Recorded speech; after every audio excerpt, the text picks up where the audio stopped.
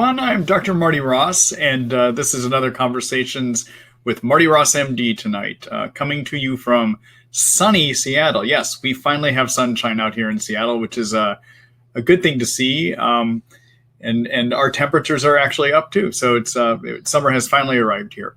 I know throughout many parts of the country, it got to you a lot sooner than it did to us out here, but I'm glad to see it. You may hear a little bit of a frog in my throat tonight. I just started having a cold that showed up earlier today. So we'll see if my throat can hold up through the conversation with you all tonight. So it's good to see you here. It looks like a smaller crew here starting out at the beginning of the night. That'll probably grow as the webinar goes on, but it's also middle of summertime too. We had a large number of people signed up, so we'll see how many people show up. The way that these webinars work, for those of you that have not been here before, is you create them. And I get to give you a response, but they're created with your questions. So the way you do that is over here on the right-hand side of the screen at the bottom is a chat box. You want to go ahead and write your question to me through that chat box. Make sure you hit the enter key only when your whole question is complete. So don't hit the enter key to create paragraphs, because what that does is it sends multiple questions my way, and that gets to be hard for me to follow on my side of things. So a few things. I am making a recording of tonight's webinar, and tomorrow morning, usually around 6:30 in the morning or so, I send out an email to those of you that participated, letting you know that that video is ready with a link to where you can view that. If you happen not to get that email, what you need to do is go to treatlyme.net, which is the Treat Lyme by Marty Ross MD. Click on the webinars page, and on the webinars page, on the homepage, down towards the bottom, is actually the recording of the current webinars. Okay, so you can click on that. The other place I put the recording of the webinar is on my supplement site, which is Marty Ross MD Supplements. That's also found on the homepage there, down towards the bottom as well too. And it's on YouTube. And I usually will try to download it and download it from YouTube and then upload it into Facebook too. So you can find it at facebook.com/treatlyme. Okay, so those are all kinds of ways that you can find it. So during the webinar, I will read your questions. This platform that we have now is a newer platform for doing the webinars. It's new for about 2 weeks. It may look pretty similar on your side, but it was made to be European Union compliant. And I noticed last week that when I post the questions on the screen, where you can see them during the live webinar, that it does not now appear to be showing up in the recorded version. So hopefully that got fixed with the platform operators, but we'll see. I am going to read the questions though, so that those of you that cannot read them, or if they don't even show up in the recorded version, that people will be able to get that question too. All right. And I think that's all the background information we need to get started here. So let's go ahead and get started. So basically, we'll wind up doing this as long as my throat holds up. Sorry about the cold. I mean, obviously I can't control that, but we'll see how long I hold up with this. All right. All right. So let's go ahead and take the first question here. Let's see. All right. There we are. So, hi, Kumar. Let's see. Is 4 months too soon to see changes with Banderol Cemento? Do you have a favorite non-pharmaceutical recommendation for unremitting very intense fatigue? Okay. So in terms of Banderol Cemento, 4 months might not be long enough. So let me just kind of review the information about how quickly people can start to turn the corner when you're treating chronic Lyme disease, okay? So there's been some unpublished research that's been done looking at how quickly do people get better. And this was a study done that looked at people that were in a practice that were all placed on Biaxin and Flagyl. So those are two prescription antibiotics that target all three forms of the Lyme germ. And many of you know Lyme lives in you in 3 states. It lives as something called spirochete, that's the corkscrew-looking thing. It lives inside cells. We call that intracellular Lyme. It also lives in a microscopic cyst form as well too. So those 2 antibiotics targeted all 3 forms of the germ, okay? So what that study showed is that by 3 months of treatment, about 30% of people start getting better. Okay, 3 months, 30% start having some improvements. By 6 months, 60% start having some improvements. And by 9 months, 90% start having some improvements, okay? So that's on a prescription antibiotic protocol. And as many of you know, I think the herbs Banderol, which is actually Otoba bark extract, and cat's claw, which is this product called Cemento. That otobobark and cat's claw, based on my experience in my practice, work as well as oral prescription antibiotics. I find they work about 85 to 90% of the time. Okay. So I tend to see people get better at that same rate of improvement. So generally, by 3 months of treatment, if you have chronic Lyme that has been in you for a year or more, by 3 months, 30% chance that you will start having some improvements. By 6 months, 60%, and by 9 months, 90%. Okay. So it could be a matter of just more time. All right. So consider that. Okay. The other thing to help make sure you're getting better, I would take a look at all aspects of the Ross Lyme support protocol, where I talk about various things you should do in addition to poisoning your germs to help get over Lyme. And most of those ideas I have are designed to boost your immune system to help you. Okay. And some of those actually help you with energy. So that'll answer your second part of your question. So let me go ahead. I'm going to just do a quick screen share and show you all the Ross Lyme support protocol. Let me go ahead and do that. All right. So this is over at treatlyme.net. This is my Lyme disease information site, Treat Lyme by Marty Ross MD. Take a look at the treatment protocol page here. And what you want to do is first of all, there's two ways you can do this. You can actually read the protocol on the page, or if you want, I have created a table of key herbs and supplements in the protocol. And then there's actually a full copy of this page that you can just print off and keep with you too. Okay, so you don't necessarily need to read it online. And when I redesigned the website a number of weeks ago, as many of you know, this is just relaunched about a couple weeks ago. We added this table over here so you can more easily navigate through this protocol. Okay, and what you'll notice over here is step number 11 is my Lyme infection treatment. This is the germ killers. All right. So even before you do that, I say that there are at least 10 other steps that you should be dealing with to help your immune system work better and to help you deal with a lot of the symptoms that are associated with Lyme. Okay.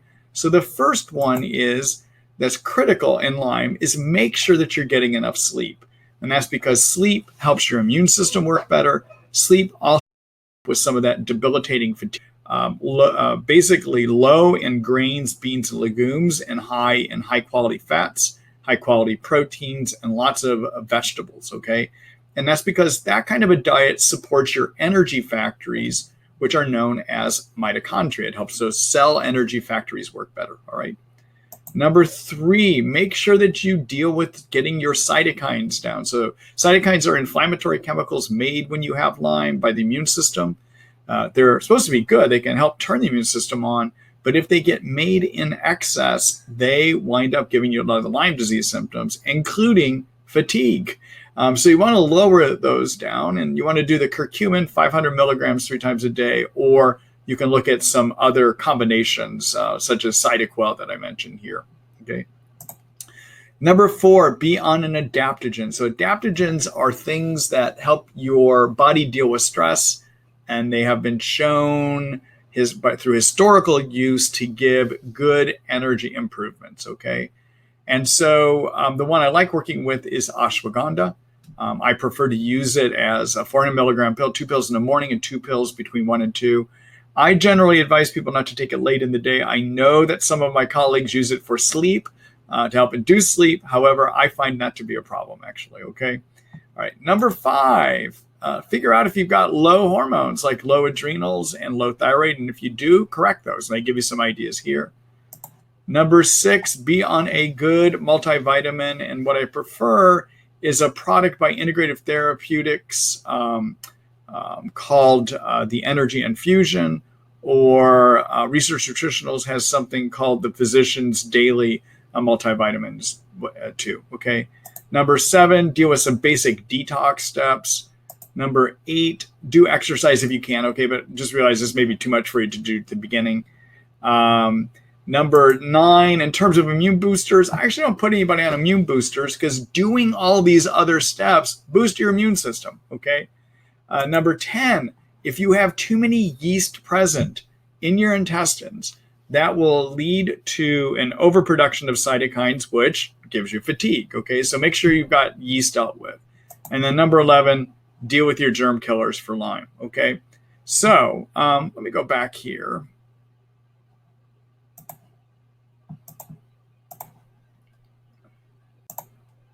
All right, so Kumar, that's a lot of information, but I just want to let you know those are the steps you take to improve your energy. Okay, those are non-pharmaceutical. Some of those is basic, like getting sleep, for instance. Okay, all right. Now, if you do all those things and you are still having extreme fatigue, then the next step is to look at doing what I call mitochondria repair.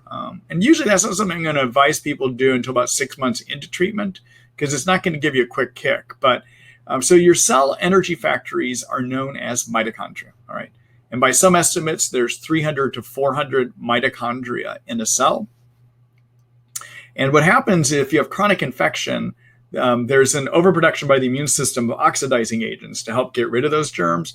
But those oxidizing agents can damage fat membranes, including fat membranes of cells and the fat membranes that make up the mitochondria, all right, which can lead to low energy. And if your immune system doesn't have enough energy from your mitochondria, it's not going to work well either, okay? So at times, usually about 6 months into treatment, I usually would suggest that people start doing something to repair their mitochondria if they're not doing significantly better on those basic steps of the Ross Lyme support protocol that I just showed you, okay? And so what I might do for mitochondria repair, actually, tell you what, I've spent a lot of time on your question already.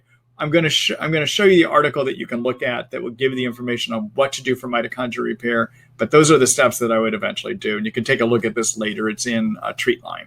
So let me go ahead and show that to you. It's interesting.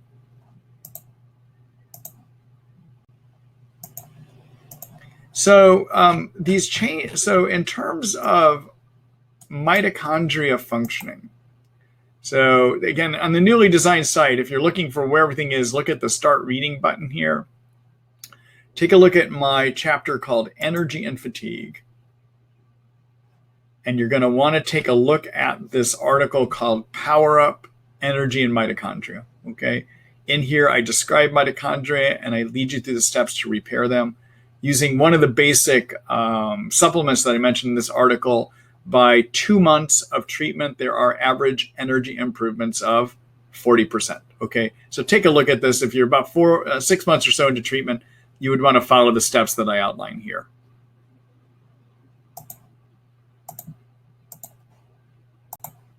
All right, thanks for that question, Kumar.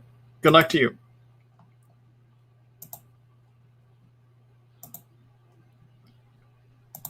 All right, let's see here. Hello, Brenda. Let's see. Thank you, Dr. Ross. I have Lyme and Bartonella. My neuro symptoms have gotten bad lately, buzzing and tingling sensations. What antibiotics and herbs would you recommend? Also, my neck is popping more than usual. Sincerely appreciate your help. Okay, so first of all, neck popping is very much a Lyme symptom as opposed to Bartonella, as opposed to being Babesia, for instance, okay? It's a very unique symptom that we'll see with Lyme. It's not entirely clear to me why it happens, but it is something that we observe to happen.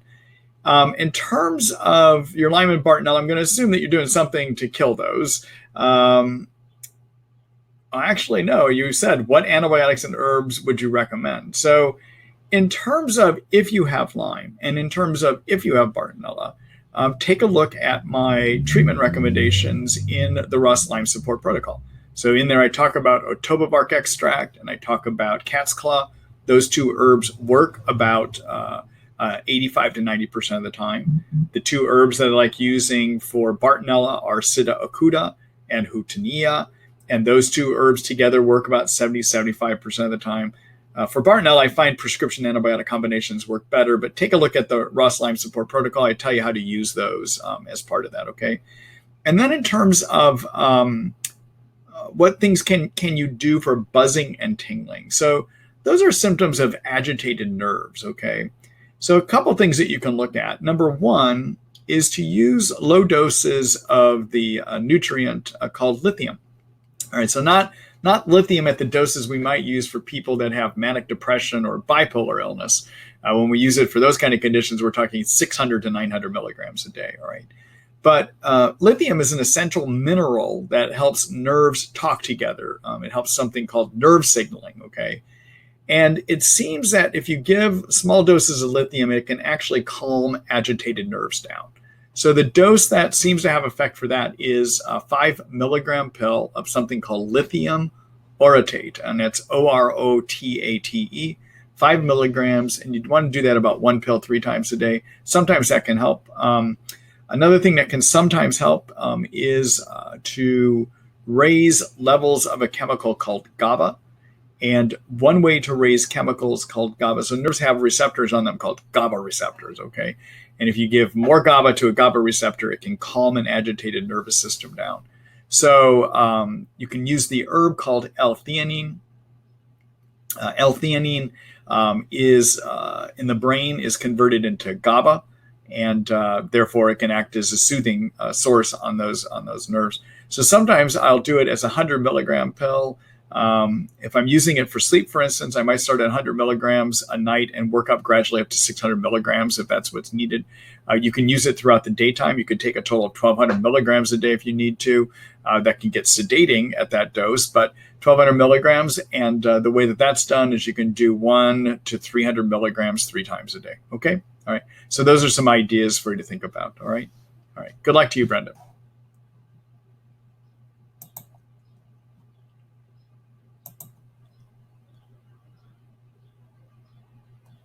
Let's see.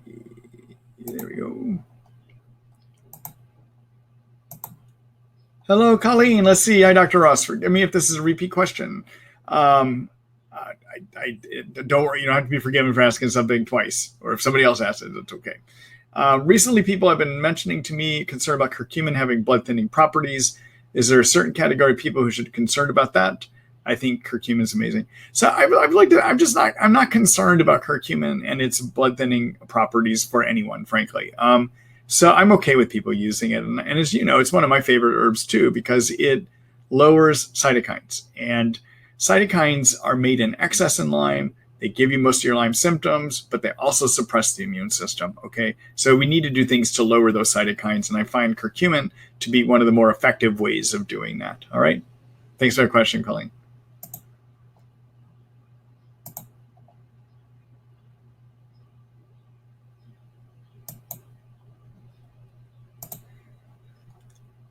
Let's see.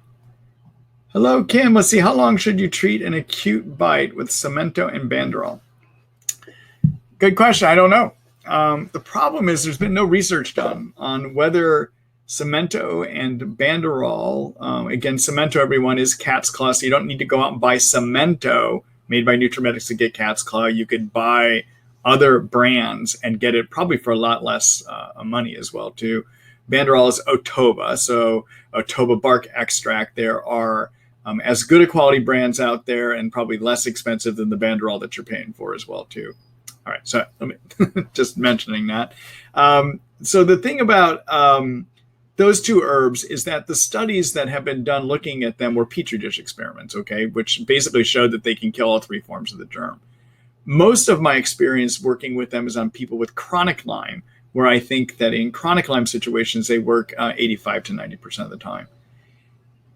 My feeling still is these days is if somebody has access to prescription antibiotics, that for an acute tick bite, that is the better way to go. Because we have more of a proven track record based on science that can work about 85 to 90% of the time to keep an acute bite from developing into chronic Lyme, okay? Now, do you notice what I said? I mean, that's 85 to 90% of the time. So yes, Lyme treated in the first month of a tick bite is curable probably 85 to 90% of the time.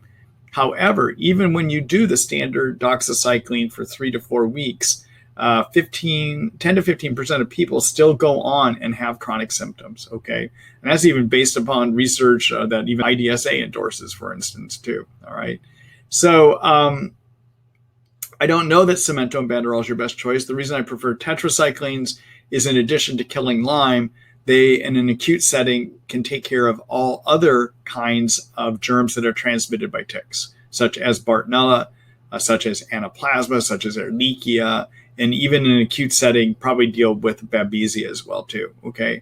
Banderol Cemento, on the other hand, is really just targeting Lyme. It probably has no or minimal properties on some of those other germs as well too. Okay, so I just want you to know that I don't think it's an ideal thing to use, but I don't have any studies to guide me. I don't have any practical information to guide me, but I would probably look at doing this maybe for 1 to 2 months, and it's just based on the fact that I know that prescriptions fail 10 to 15% of the time after a month, so you might consider going a little bit longer. Okay, all right. Good luck to you, Kim.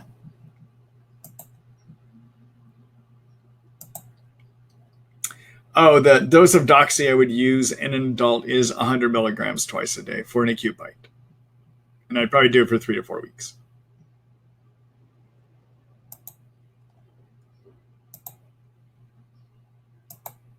Hello, Susan. Thanks for your webinars and all your support. What is the Lyme MS connection? Good question. So MS, everyone, multiple sclerosis, is what I'll call a neurologic construct. All right. And what I mean by that is we say that somebody has MS, if they have certain types of brain lesions and they have certain kinds of neurologic dysfunction. Okay. So it's a construction. It's defined by certain lesions somewhere in the brain or on your spinal cord that look a certain way, and that you have certain kind of neurologic dysfunction and symptoms related to that. That's how you decide if somebody has MS. All right. The thing is, though, is MS, just having MS doesn't say what caused that MS. And MS is probably a grab bag diagnosis where for some it is an autoimmune illness, for instance. Okay. So for instance, there's research that shows if you use immune suppression agents, now some of them can be pretty toxic, people get better with MS. All right. But for some, it may be caused by infection, of which Lyme can be a cause of MS in some. Now, does that mean that everyone that has MS has Lyme? No. Does that mean that everyone that gets Lyme goes on and develops MS? No. It just means that in some people, their MS is caused by Lyme. All right. So now we get into a discussion about, okay, so if somebody has MS and Lyme, do we call it Lyme? Do we call it MS? Do we call it Lyme MS? And there's no right way of doing that. I usually call it Lyme MS, and I will treat for Lyme. And if treating for Lyme doesn't work and they are progressively worsening, I may then get a neurologist involved, even to consider doing some of the neurologic immunosuppression agents as well too. For MS, I also like working with paleo diet.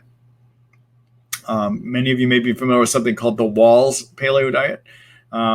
It's very similar to the paleo type diet that I have on my website as well too. My recommended diet is a paleo diet. Okay. The other things that can be helpful for MS is to use something called low dose naltrexone. The idea behind low dose naltrexone is that naltrexone is a narcotic endorphin blocker. All right. So we use it for people that are having narcotic overdose. But we make a natural endorphin or narcotic system called endorphins. And the endorphins we make not only regulate pain for us, they regulate our immune system. And they can take an immune system that's attacking us or overinflamed and turn it down. So you can use low doses of naltrexone to provide temporary blockade of your endorphin receptors.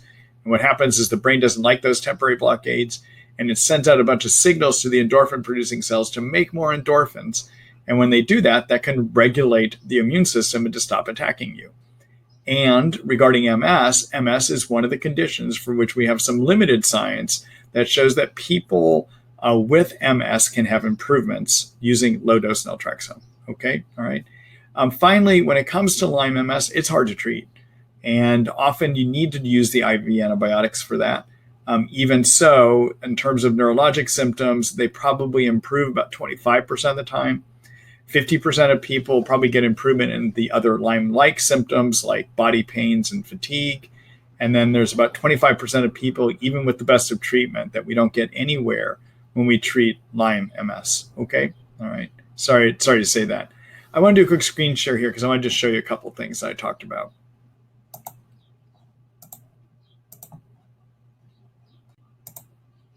All right, so back at Treat Lyme. So I'm going to take a look over here at the Start Reading tab in this big menu that we have here.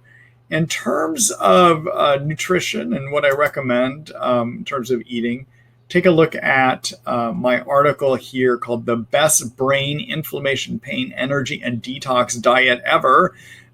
This is a paleo type diet, and I walk you through the steps that you need to use to build that. This is good for neurologic dysfunction, okay? Good for mitochondrial repair, good to detox, and good because it keeps you from getting yeast because you're not putting all kinds of sugar in you too, okay? So take a look there. This is similar to the Walls diet that many of you may be aware of if you happen to have MS, okay? All right, the other thing I would take a look at is in the immune section, there is an article that I have on low-dose naltrexone. That's if this page loads here. Well, that's not a good sign.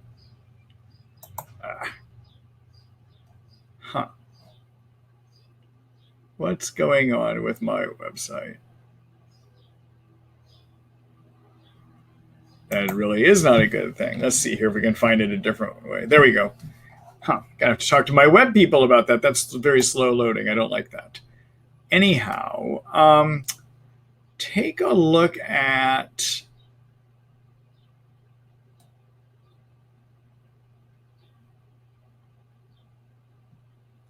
where are we here? This article down here called On Low-Dose Naltrexone and Lyme, Does It Help? Okay. Describes the basic ways and theories as to why this works. I will tell you, I'll probably be having an update in this article, and probably in the next week or two, I'll be rewriting parts of it based on newer science that shows how it works to help the immune system. But you can get a good idea of how to use it based on that article as it's written right now. Okay? All right.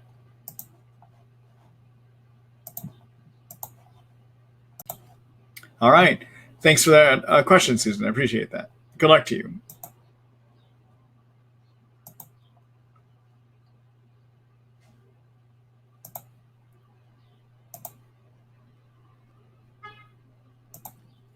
Hello, everyone. Let's see. Hi, Kim. Oh, excuse me here for just a minute.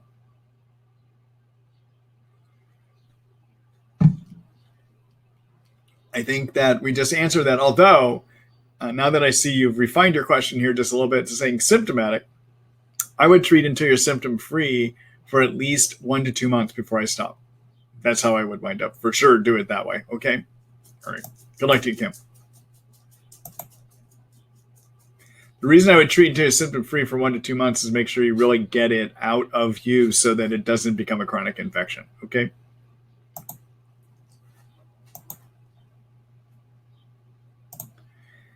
Hello, Eileen. Let's see. Good evening, Dr. Ross. Thank you for all your work. You're welcome. After a year of pulse antibiotics, I tried single file aligned water. It has helped tremendously. It was pretty rough at first, but I continue to improve. Are you familiar with this type of water? No, I'm not. And as many of you know, when you listen to my webinars, I tell you that I learn new ideas from people all the time when I get questions. So that's another idea I'm going to have to look into. So actually, let me pull out my magic list that I create with these webinars. If I can find some paper, I'll do that. There we go. All right, so single file aligned water. I'm going to have to look at that. Thank you for bringing that to my attention, actually.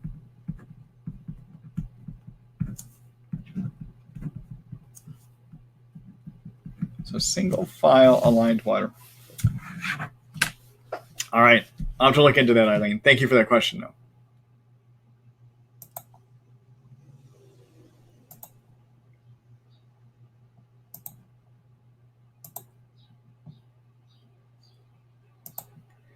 Hello, B. Let's see. Hi, Dr. Ross. Thanks for everything. You're welcome. I was treated for mold in 2 courses of treatment, cholestyramine, and now taking 1 packet daily, as I don't know if the mold is here or from previous location. Is 1 packet enough? And how can one tell from the values on the test whether there's a recent exposure? What tests are used and how are they read? Standard values.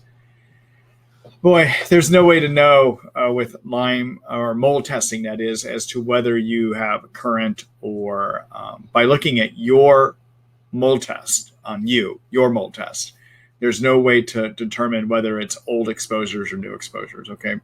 So everyone, and B, you're probably familiar with this idea. There's a physician named Richie Shoemaker out in Pocomoke, Maryland, on the Chesapeake Bay, that discovered after a toxin poisoning of his townspeople that were swimming out in a tributary of the Chesapeake Bay, that there was a sequestratoxin poisoning. A lot of his townspeople came down with bad diarrhea, and he couldn't get it to go away.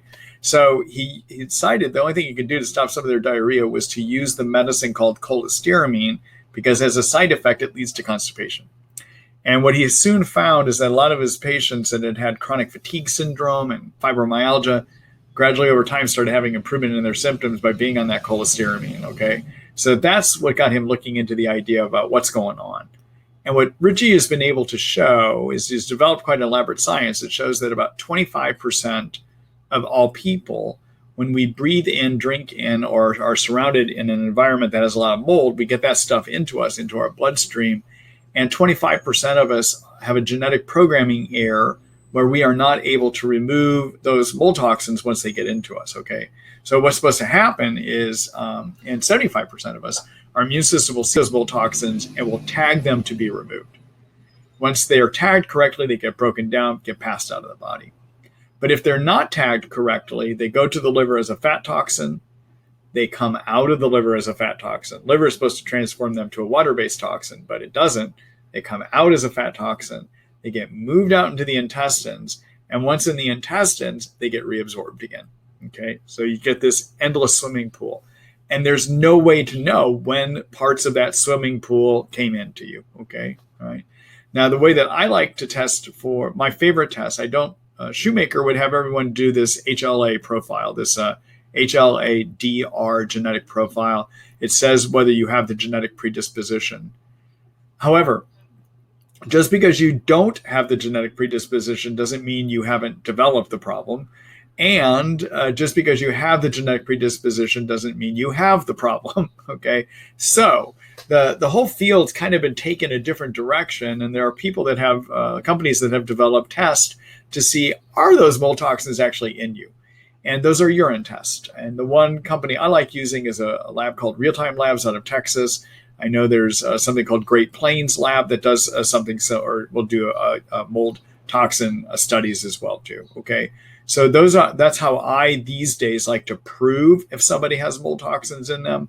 The trouble is the real-time lab is quite expensive, but $795, okay? Now, if you have a swimming pool of mold toxins that just keep recirculating in you again and again, and if you are still being exposed in your environment, I am doubtful that one scoop of cholestyramine a day will be enough to lower your swimming pool, okay? I will tell you one scoop a day probably can keep up with what's coming in from the environment so that it doesn't accumulate more in you. That's just based on my experience.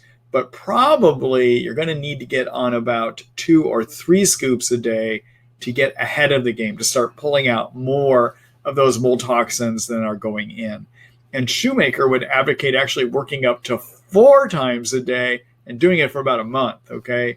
But boy, that's really hard to do. When you have Lyme, when you start moving those toxins out with the cholestyramine, if you do it too aggressively at first by taking it 4 times a day, you can get clobbered, because pulling those toxins out can trigger a cytokine surge. Remember, I've talked about cytokines tonight as being the things that give you most of your Lyme symptoms. Well, just like when you get a Herxheimer when you kill Lyme germs, if you start moving toxins out of you, that triggers a cytokine surge too. So in Lyme, you really can't do 4 times a day. But I will try to get people up to 2 or 3 times a day for about 2 to 3 months to lower the swimming pool. Okay, I usually find that to be helpful, right? And so, no, I think I would go up more. Let's see here. Oh, in terms of knowing about your environment, you may need to have somebody come in and do, a company come in and do a mold study of your home just to see, do you have mold? The other thing you can do is do it yourself. And there is a company called Mycometrics, which has a test kit called an ERMI kit, ERMI. You can go online and actually order them up, and you can use them to determine if you have too many mold spores actually in your home. And they can give you an idea whether you're talking that you got mold, ongoing mold toxin exposures in your environment or not. Okay. All right. So if you all want more information about this, if you kind of missed some of the things I'm talking about, or you actually want more detail about other binders to use besides prescription cholestyramine, because there are some other ones to use, take a look at my article that I've written on that. And what you'd want to do is take a look at our detoxification topic section. And the article that would address that is this one called Mold Toxin Illness and Lyme Disease, okay? Or Mold and Lyme Toxin Illness. Take a look at that. I walk through how you test and even look at what's the best binder depending on which toxin came back elevated in you, okay? All right.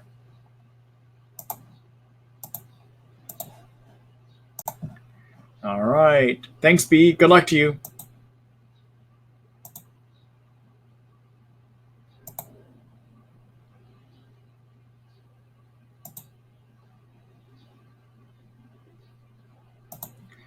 Hello, Charlene. Let's see. What's the best way to learn whether you have Lyme or have been exposed to mold? There you go. So the mold question I just answered. The best way to know is an expensive way, but that would be to do the real-time labs, okay? Real-time labs, urine mycotoxin panel. The trouble is it costs about $795, all right? There is a screening tool that can sometimes help you, but even if it turns out normal, you could still have the problem. And that is the U.S. military developed a test called a visual contrast study, where you look to see, can you distinguish between various shades of black, white, and gray? And people apparently that have chemical toxicities are not able to do that distinction. Where you can find that test is to go to Richie Shoemaker's site, and that's called survivingmold.com. And he has off of his homepage, you can do his visual contrast study. I've paid to do it. But if you don't pass that, there is a likelihood you could have mold toxicity illness. And then what you might do is go ahead and pay to have one of the real-time tests done. Okay? All right. All right. In terms of what's the best way to learn if you have Lyme? Well, Lyme disease is hard to diagnose. Okay. And there are really 4 things that I consider in making a Lyme disease diagnosis. You got to consider what's the risk of getting it, okay? So people that have had tick bites, that's a high risk. Even if you haven't had tick bites, some of us live in areas where there's more Lyme, so you may be at risk. So for instance, in New Jersey, studies show about 95% of ticks carry Lyme. All right, so you're at a risk just living in New Jersey. I don't care where you live in New Jersey, you're at risk, okay? Granted, if you live in the middle of the city, you're probably less risk than if you're outside the city, but you're at risk if you live in New Jersey. 50% of the time that people have Lyme, they don't remember tick bite. Okay, probably that's because baby ticks give it to you and you just can't see that you've been bit. All right, so just kind of keep that in mind. All right, so one thing we consider is what's your risk. Second thing we consider is, do you have a lot of symptoms that look like Lyme? And is there anything else that explains those? Third thing that we look at is, do you have any physical exam findings? And the fourth thing we look at is, do you have a supportive Lyme test? Okay, now, Lyme testing can be wrong. You can get back a positive test. And if you don't have any symptoms of Lyme, there is a chance that that is a false positive test, okay? Testing accuracy goes up when you have a lot of symptoms suggesting the illness, all right? So just be aware of that too. If you get a positive Lyme test and no symptoms, that does not truly prove you have Lyme. You have to consider all of these things that I was just saying to you, okay? All right, so in terms of who does the best test, my preference these days is to use a lab called IGeneX. And my preference is to do one of 2 tests that they offer. One is their Western blot. Another one is something they call an immunoblot, okay? Both tests look to see, is your immune system making antibodies that attach to very specific proteins that are found on the covering of the Lyme germ, all right? Both tests look to see, do you have antibodies against 12 proteins, all right? The difference in the 2 tests is this. The Western blot, at the lab, IGeneX grows 2 kinds of Lyme, and then they kill these living germs, and they take their proteins, and they use those to see, do you have antibodies against those proteins, okay? In the immunoblot method, what is done is IGeneX has taken and developed proteins from 8 different strains of Lyme. So this is 8 strains, including some that are European, versus the Western blot, they grow 2 strains. So the immunoblot is based on 8 strains of Lyme. And they have modified, they grow the proteins in the lab, not in a living germ, but they grow them through cell cultures, I believe. And they remove amino acid sequences, amino acid parts, protein parts that also happen to be ones that antibodies made against viruses can attach to, okay? So what they do is they grow clean Lyme proteins that don't have any contaminants that might attract antibodies that happen to have really been made against a virus that happen to attach to some of these Lyme proteins, all right? So what that means is the immunoblot, you tend to get less false positives, all right?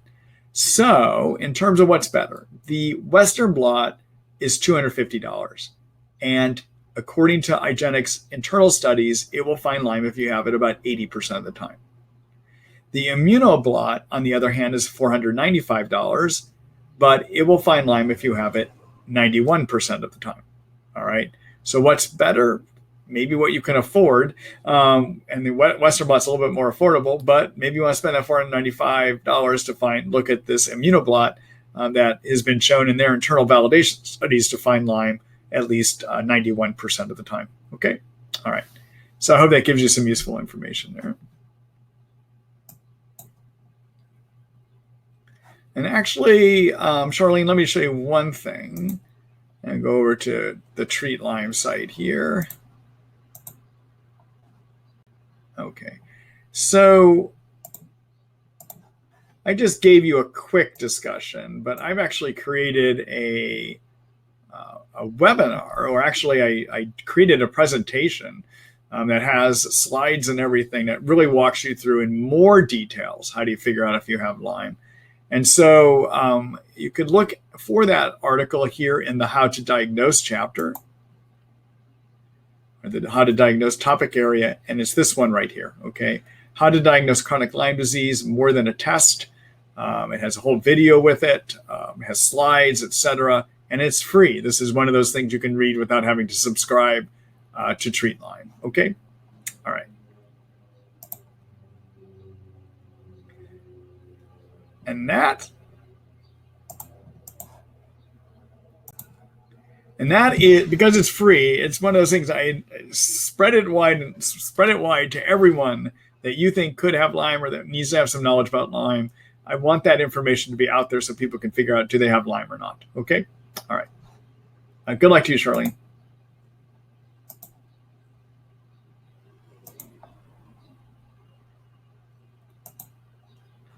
Hello, Kumar again. Let's see here. What is your take on tryptophan?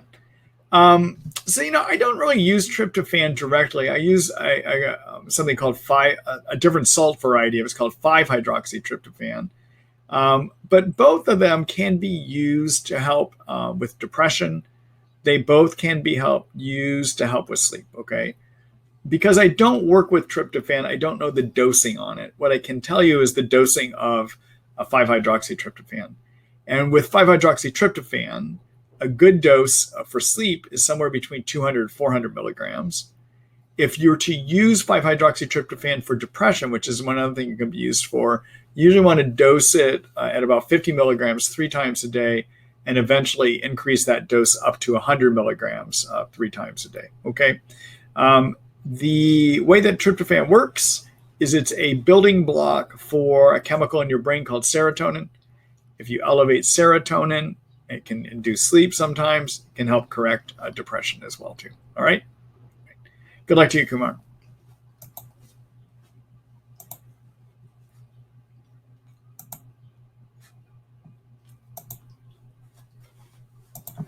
Hello, Thomas. Hold on here just a minute.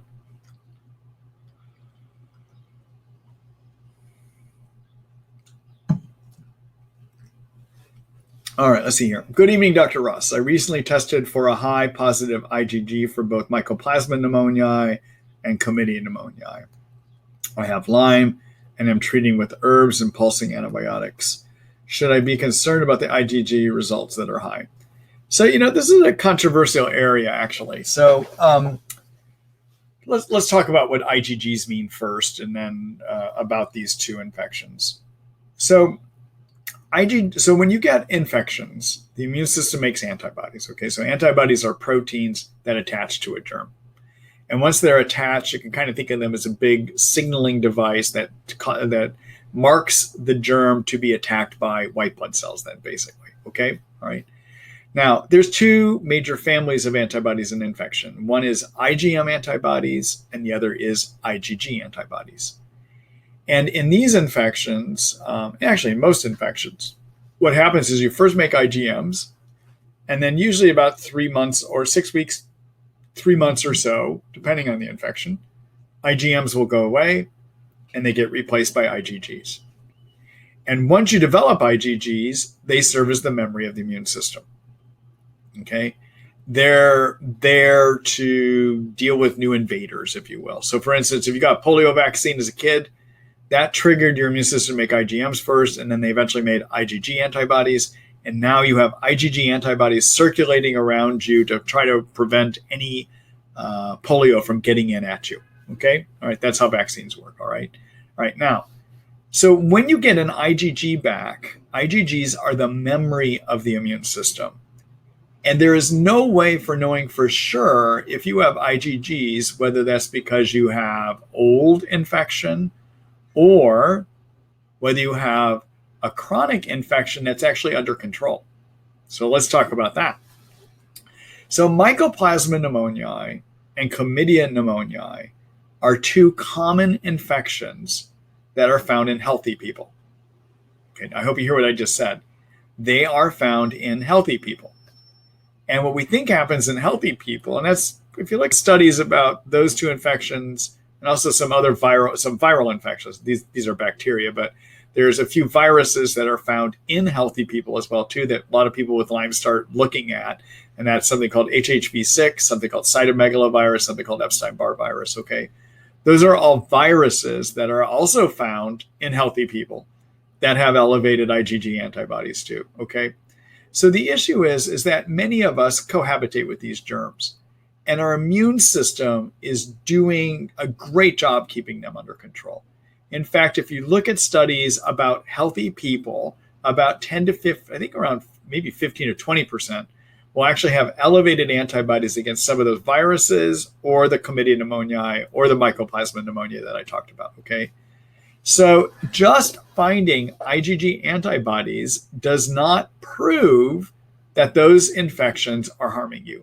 Maybe those IgG antibodies are elevated because your immune system is doing a great job keeping those germs under control. Okay. Now, I know some of my colleagues would argue that elevated IgGs means that the immune system must have lost the battle and it's really trying hard to get those germs back under control. All right. Generally, in my treatments, because it's not clear to me whether Mycoplasma or Chlamydia pneumoniae really are a problem, I don't treat them directly. But what I will let you know is that any of the intracellular antibiotics that you're using to treat your intracellular Lyme are also treating your Chlamydia and Mycoplasma pneumoniae. Okay, so the intracellular antibiotics would be things like rifampin, Bactrim, doxycycline, minocycline, zithromax, clarithromycin. Those are all things that can treat those as well too. Okay, all right. So it's one of those areas that has a little bit of controversy in Lyme. All right.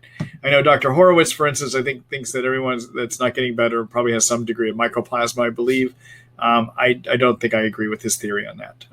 And there's no hard science that proves that either. So anyhow, okay. Thanks for that question, Thomas.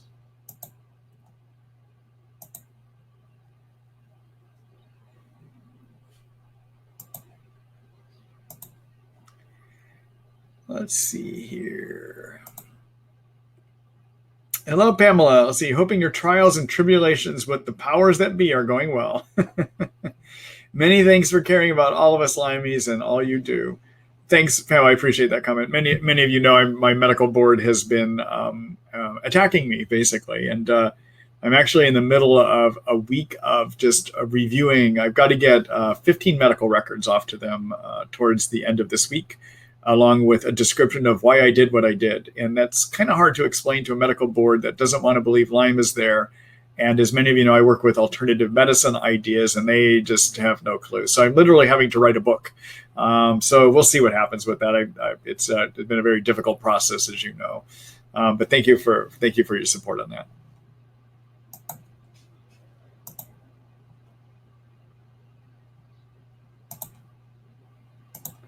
All right. Hello, Jeannie. Let's see. Is exercise important for a person with Lyme? If so, what type of exercise and how often?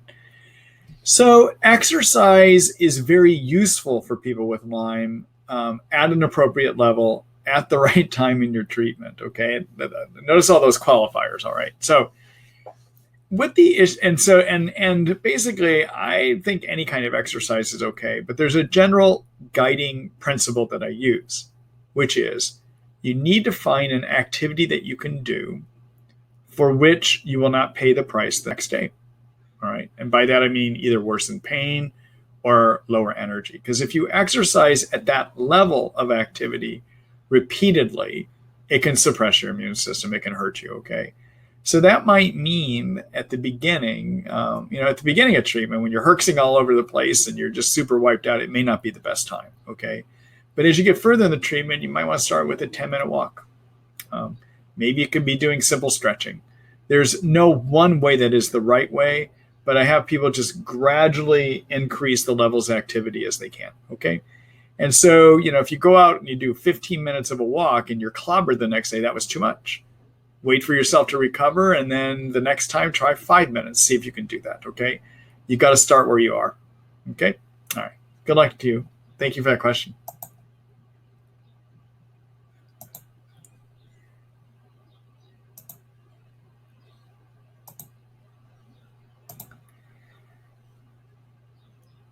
Hello, Ava. Let's see. What feedback, if any, have you heard about IV blood ozone, UV radiation, where they take out blood in a closed system, add ozone to the bag, and run it through an external machine with UV lights, and it goes back in a person? Any feedback, frequency to do this? I've heard someone say they were cured doing it 7 days in a row. Thanks.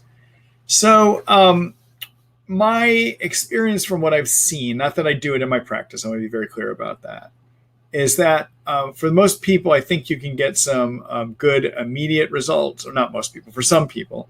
I think it helps about 40% of the time. The concern I have with any type of oxidative medicine, which would be things like ozone, UV radiation, hydrogen peroxide, high dose vitamin C up at about 30 to 50 grams IV, actually stops being an antioxidant and becomes an oxidizing agent.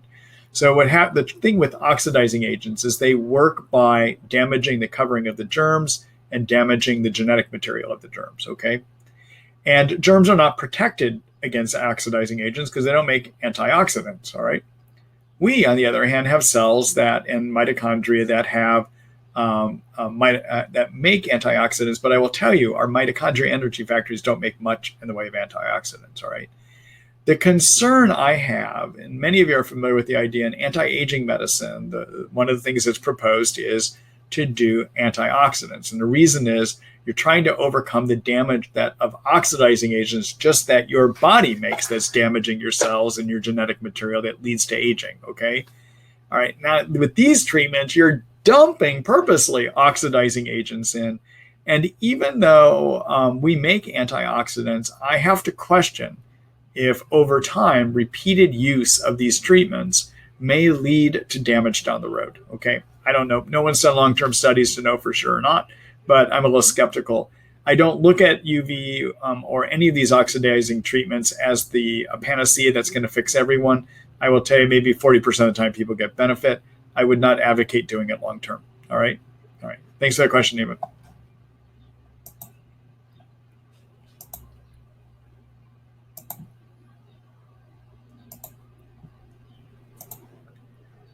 Let's see. Hello, Diane. Is there anything to help with dizziness and nausea? Thanks for all. That's a good question. All right. So for dizziness per se, it depends on what kind of dizziness you're having. So if you've got vertigo kind of dizziness from a natural medicine, that means you're spinning. It feels like a merry-go-round. I don't have good natural medicine solutions for that. Sometimes acupuncture can make a difference for that. So that would be something more natural you could try, would be Chinese medicine or acupuncture. Okay. And then in terms of nausea, and then the dizziness, if it's really bad, sometimes you just have to do prescription medicine. So the benzodiazepines like Valium sometimes can help with vertigo, dizziness. Okay. There's an antihistamine medicine called meclizine that can help with it too. The trouble is it's very sedating.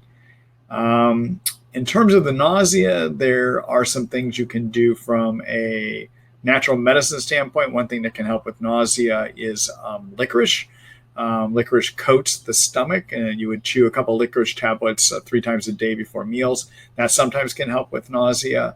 Another thing that can help with nausea is ginger. Ginger tea is quite useful. In fact, it's I'm a family doctor by training, and when I used to deliver babies way back when in my training, actually, one of the things I would recommend for women to do for nausea associated with pregnancy is to drink ginger tea. Ginger can be very useful at decreasing nausea, all kinds of nausea. And a simple way to make ginger tea, you can get the ginger tea bags, but if you want to make really potent ginger tea, get some ginger root, cut it into slices. You don't need to skin it. Make them about 1/4 inch, 1/8 inch, 1/4 inch slices. Take a handful of them, put it into about 2 to 3 cups boiling water, boil it for about 10 minutes. You got a great ginger tea. And that can really be quite soothing to your stomach. You can take that liquid, stick it in the refrigerator, cool it down, and that can be quite useful as well too. Okay? All right. Good luck to you, Diane. Thanks for the question.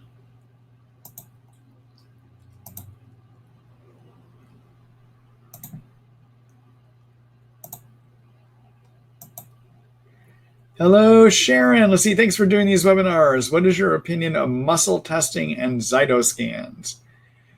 Boy, I don't know about the Zytoscan. What I can tell you is kinesiology, there's a way of seeing if something is going to work for you or possibly in you, which relies on kinesiology. Okay. And there's different ways to do kinesiology. One is a technique, for instance, developed by a physician down here in Seattle area called Dietrich Klinghardt. He calls it autonomic response testing. There are others that will see if you have muscle weakness, if you bring things that you might be sensitive to into the field. The trouble I find with all of these types of testing is they're really not exact. And I think there are some good testers. I mean, the people that do it that really have a good skill, and there's others I just don't think are that good. Okay. So I'm not that trusting of any of these scans because I think it's only as good as the person doing it. And generally, I don't think most people do it well. That's been my experience. All right. Good luck to you.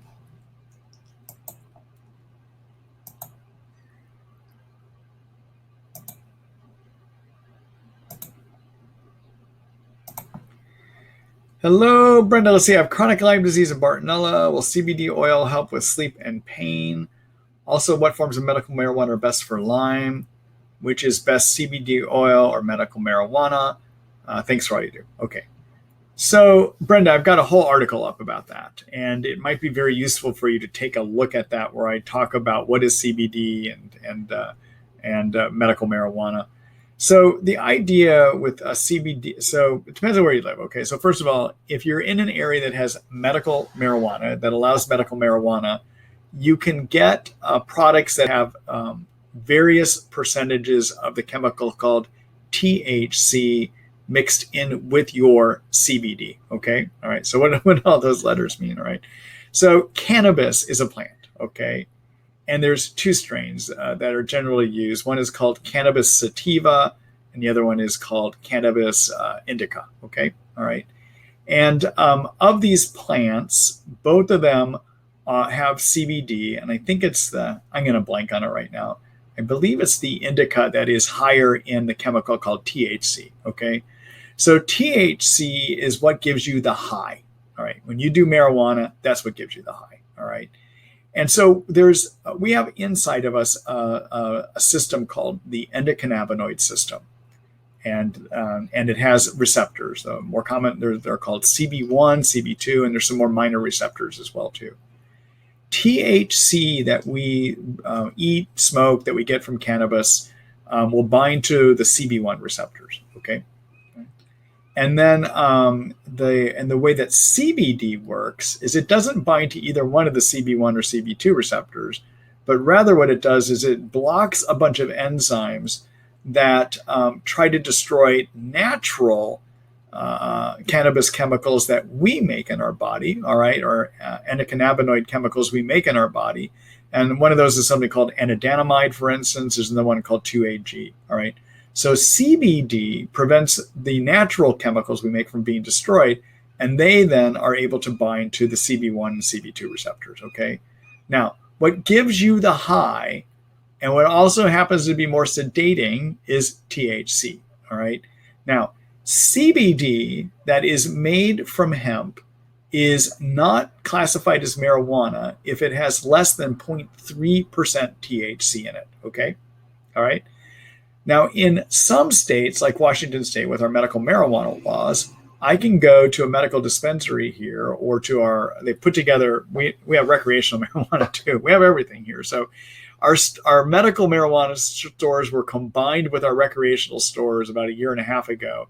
And you can literally go in there and say, I want a mix that has 10% THC and 90% CBD. Okay, so you can get different mixes of the ratios. Okay, all right. So, but if you're buying this stuff online, it's CBD from hemp. It does not have THC, enough THC to be classified as being marijuana. Okay, all right. Now, the THC is more effective at inducing sleep than CBD. Okay, you could try your CBD at night for sleep. However, if it doesn't work, you may need to see if you can find a product that is richer in THC. All right, that's if you have access to it. You may be in a place where you don't have access to it. All right, for daytime use, CBD is probably better because it tends to be more stimulating. All right. In terms of helping with pain, either CBD or THC can help. Sometimes people find certain mixes work better than other mixes. In other words, a little more THC, a little bit less CBD. You've got to kind of experiment around to find out what's going to work best for you, okay? So for a lot of detail about what products might be available, do you have it as a spray under the tongue? Do you smoke it? Do you vaporize it? Do you take it as a pill? How quickly does it work? Depends on the method that you take it. How long will it work? All those kind of factors that you need to consider when you're getting product. Take a look at the article I've written about it, okay? Because I got a whole table in there that tells you what works best, how do you take it, et cetera, okay? Let me just do a quick screen share here.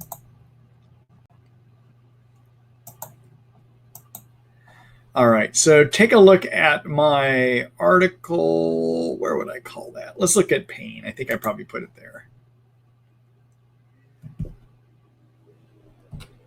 Yep, there it is. Medical marijuana, cannabis, and CBD for Lyme, okay?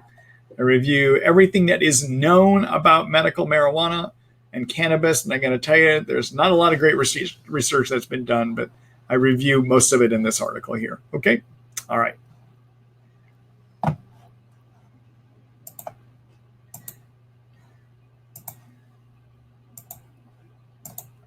Let's see here.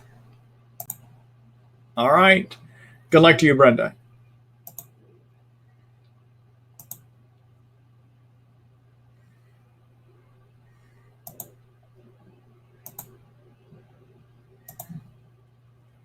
Hello, Jamie. Let's see. Hello, my 15-year-old daughter has been on Doxy 100 milligrams 3 times a day for 30 days. Is there any benefit to taking it longer than 30 days? We are being able to keep her on it for 3 months. She is also on a tincture that includes cat's claw, probiotic, a compound B12 shot daily, Creon Flagell, and vitamin C. We follow the paleo diet, and she is saying today she feels like her insides are attacking her. Any suggestions?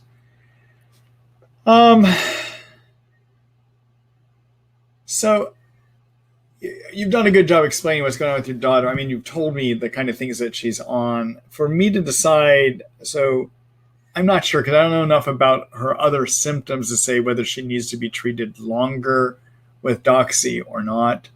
I would need to ask you a number of questions actually to help figure this out. The other thing is, if that symptom of her insides are attacking her, I would need to ask a number of questions to determine what that means exactly. For instance, doxycycline can cause a lot of irritation to the stomach. Some people get nauseated with that. Some people, it gives you bad stomach pain. So is that what she means by attacking her? I don't know. So I can't answer this question, okay? What I can show you, though, is how I can help you, all right? So I'm going to go back over and do a quick screen share here. All right, so going over here, I have a service that I run called private consultations, or they're known as my one-to-one medical consult service, okay? And if you sign up for this, we can actually do a visit online or by phone where I review with you symptoms and we can look at ideas for your care. Read through this whole section about how this works, okay? And even my disclaimer, because I can't prescribe anything in these visits, I can only recommend. If it does interest you, either fill out this form or give us a call at our telephone number here, okay? All right, now the one thing I want to let everyone know about this service, I had a meeting with, this is about my one-to-one medical consult service. And actually, let me go back here.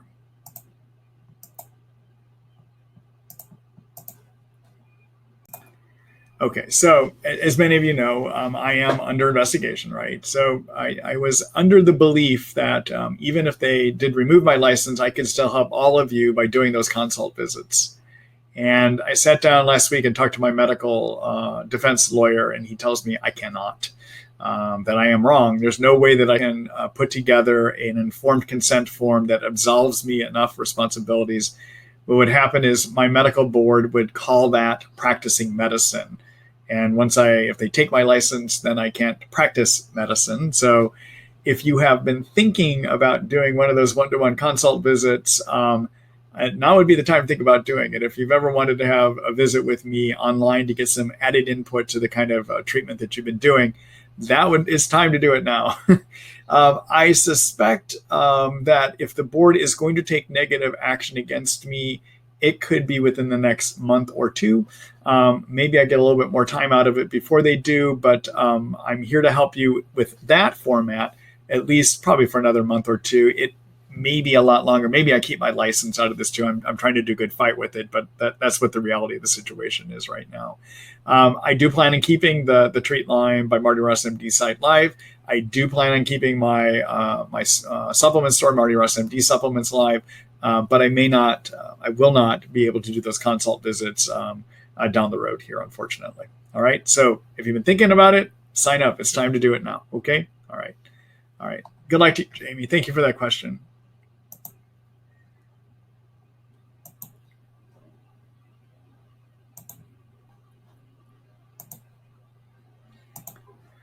Hello, Kay. Let's see. Hi, Dr. Ross. Test results for EBV were nuclear antigen antibody IgG 150 high, the VCA IgG 99.4 high, early antigen VCA IgM negative. Do you think I need to be on Valtrex? I also have Lyme.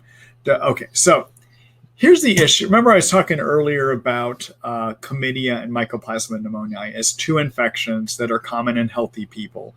And that what IgGs mean is that you've had the infection in you, and IgGs never go away, even if your immune system is keeping them under control, okay?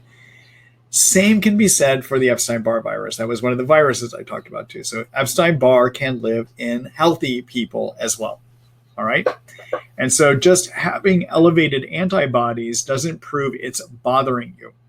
There is a theory that some of my colleagues use that says that if your IgG antibodies are elevated, it must mean that the germ is active, but there's no proof behind that theory, okay?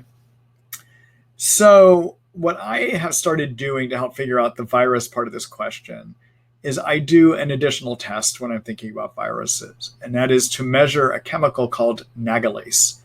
That's Nagalase. It's a lab that you can get through a company called Health Diagnostics in New Jersey. Your doctor would need to get a test kit from them and then order this test. Nagalase is an enzyme that is made in the covering of viruses and is also made in the covering of cancer. All right. So, but what it does is it makes it so that a white blood cell called a macrophage cannot get activated. Specifically, what it does is it eats a sugar group off of a chemical called GCMAF that is supposed to turn on macrophages, rendering them unable to fight viruses. And so therefore the viruses can really thrive, okay?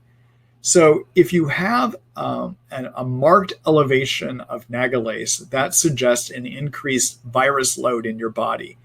And it's at that time, if you have marked elevations of nagalase, that's when I choose to treat for viruses, okay? So I don't make my decision based on IgG levels. I make my decision based on this test that can kind of give you an idea about what is going on with your viral load, okay? All right. Good luck to you, Kay. Thank you for that question. If you want to read more about that or what I would use for viruses, let me show you an article that you can take a look at that. All right, so again, this is a Treat Lyme by Marty Ross MD. If you want to just find what I've written about this, you can start searching here. Another thing you can do, if you just have your question, like, well, how do you test for viruses? What you could do is just start typing your questions in here. Oh, there it is. And I've got this article called When and How to Treat Viruses, a brief guide. Okay, so you could click on that there. So this is my virus article. And I would go ahead and take a look at this. In here, I talk about testing. I talk about the kinds of activities that you would want to do. But again, this is one of my subscription articles. You have to subscribe to read this one. Okay, all right. But I do lay out exactly like what I would use for chronic viruses in this article as well too. Okay.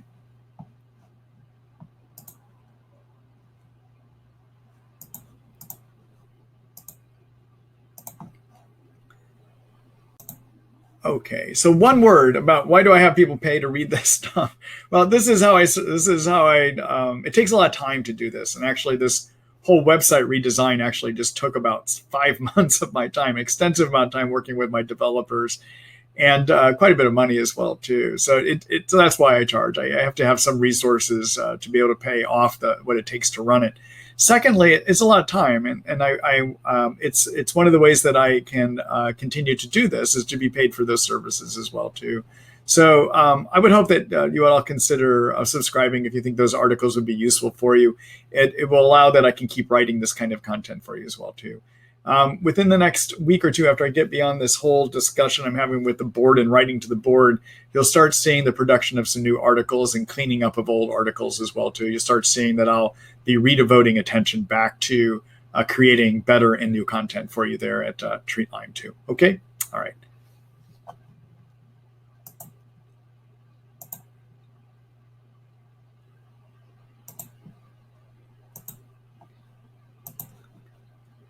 Hello, Michelle. Let's see. How common is it to have mold toxicity when you have Lyme?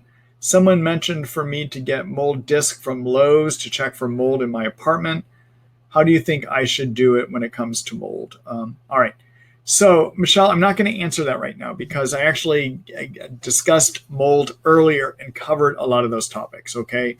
What I would suggest you do if you didn't hear that earlier or it did not answer exactly the questions you need, I would take a look at my article on Lyme and mold toxicity that you can find at Treat Lyme. Okay? All right. Good luck to you.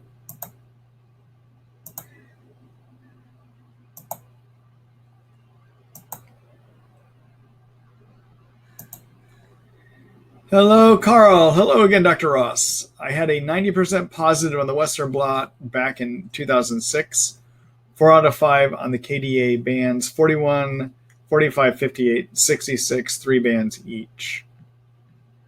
Although negative because it didn't meet the CDC standard 5-band requirement. My doctor started treating anyways. Fast forward to 2010 and again in 2015. I had positive IGeneX on the Lyme dot blot urine assay. I believe the morning catch day too both times. Is the urine test looking for the Lyme disease DNA only? Also, is the urine test a better test than the Western blot for the indication of an existing infection? You know, I don't find, in practical experience, I find that there is not actually a test that you can use that tells you whether you have how active your infection is or not, okay? Keep in mind, even when we get Lyme under control, that if you've had Lyme in you for a year or more, the germ is still in you. And you're probably still going to be measuring antibodies or not if the immune system is making antibodies at that time. And you would still be able to measure Lyme antigens through this urine assay, Lyme parts through this urine assay, therefore as well too. So there is no real test that we can do that says is Lyme active or not. It's based, I make that decision based on what your symptoms tell me, okay? In terms of, let's see, the other part of your question. Yeah, it's a good question. I'm not sure if the urine test is just looking at the Lyme disease DNA only or not. I don't routinely do the test because I'm not happy with, I find that the Western blot is a more sensitive test. And so therefore, over time, I have stopped using that test. I can't answer that question for you right now. I don't know. I'd have to look into that to see. All right. All right. Good luck to you, Carl. Thanks for that question.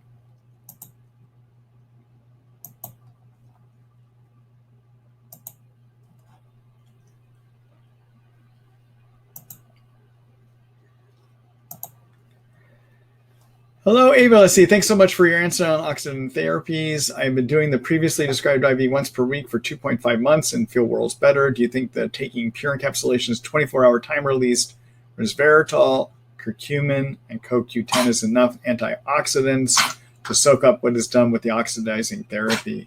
Or is there something else you would add? What is the most number of months that you would go with therapy of continuing to help? I don't know what the maximum is because what I'm describing to you is more of a theoretical concern. And keep in mind that the oxidizing agent damage is stuff that will show up years down the road, okay? Not right now, for instance, okay? In terms of antioxidants, my favorite for dealing with these kind of things would actually be glutathione. I like using a liposomal variety, so that's microscopically wrapped in fat glutathione. The products I like using for that are by a company called Research Nutritionals called Trifortify. They have studies that show that they have great absorption. Okay, all right. So that's what I would do. Take a look at that. Okay. All right. Sorry about that. That's the best answer I can give you on that. All right.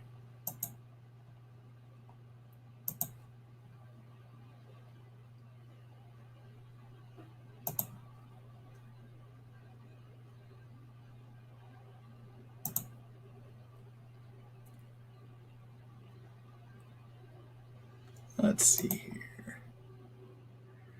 Hello, Suzanne. Let's see. Are seizures, if they start up by Lyme, or are seizures caused by Lyme or Bartonella? Could be both. I tend to think of that kind of neurologic irritation, though, as having a Bartonella component, but both Lyme and Bartonella can agitate the nervous system into triggering seizures. Often they are a type of seizure that you're not going to find often you're going to find that you're not able to see them with an EEG study. So if you go to the neurologist might hook up a bunch of wires to your head and do something called an EEG, where they're looking for electrical activity that we see with seizures. And unfortunately, often the kind of seizures that you see in Lyme are what are known as non-elliptiform, meaning they're not going to show up on an EEG, okay? And I tend to think of those as being more Bartonella. At least that's just been what my experience is. All right? All right. Good luck to you, Suzanne. Thanks for that question.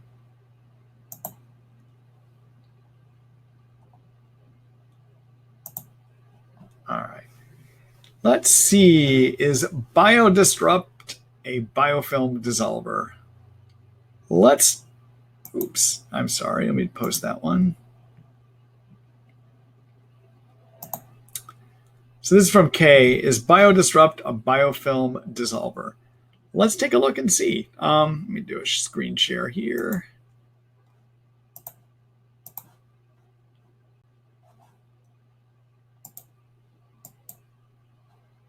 Yes, I'm trying to do a screen. There it is. Okay, let me go over here. I think what you're talking about is a product. Let's see if we have it here. Yep, there it is. All right. So this is a newer product that has been made by Research Nutritionals called BioDisrupt. And it is actually, I'm looking at what's in here. It's made to help break up biofilms. Although I carry it here at my store, I don't have any. It's a newer product, and I don't have a practical experience using it. However, the components that they've put into it, including some of the enzymes, are designed to break down various components of biofilm.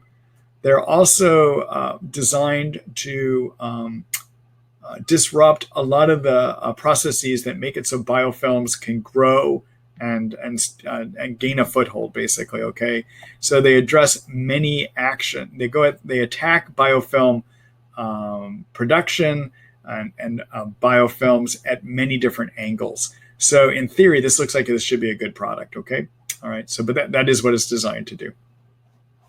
All right, let me go back here.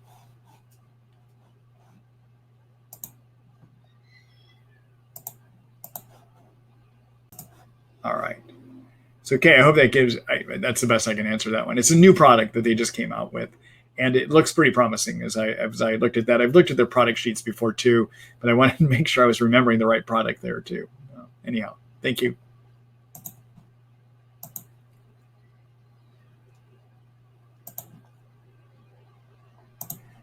Let's see here.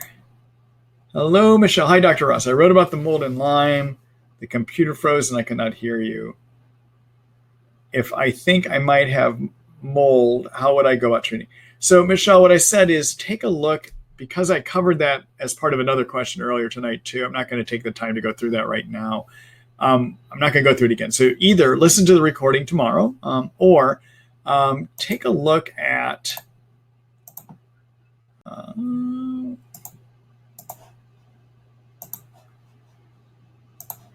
So take a look at my article on mold toxin illness.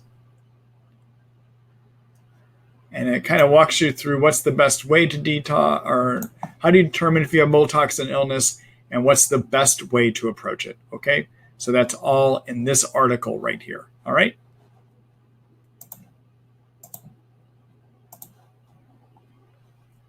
All right, let's see here.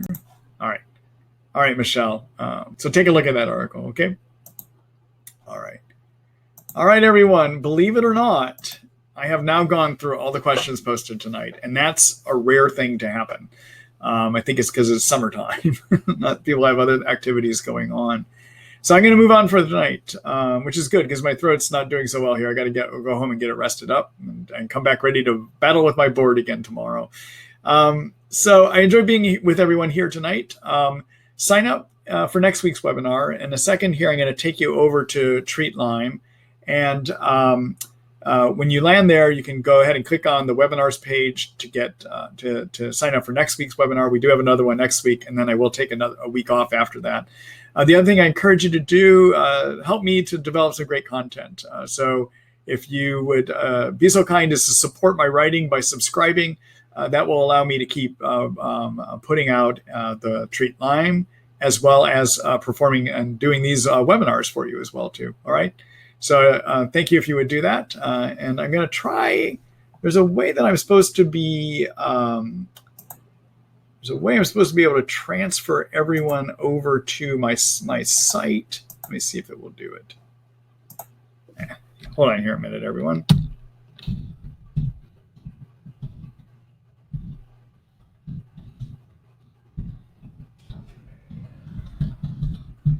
All right, so in a second here, you should get directed over to my website. We'll see if this works. I think last week it did not. So here you go. And take a look tomorrow morning at your emails. That'll come out somewhere around 6:30 or so in the morning. All right. Good night, everyone.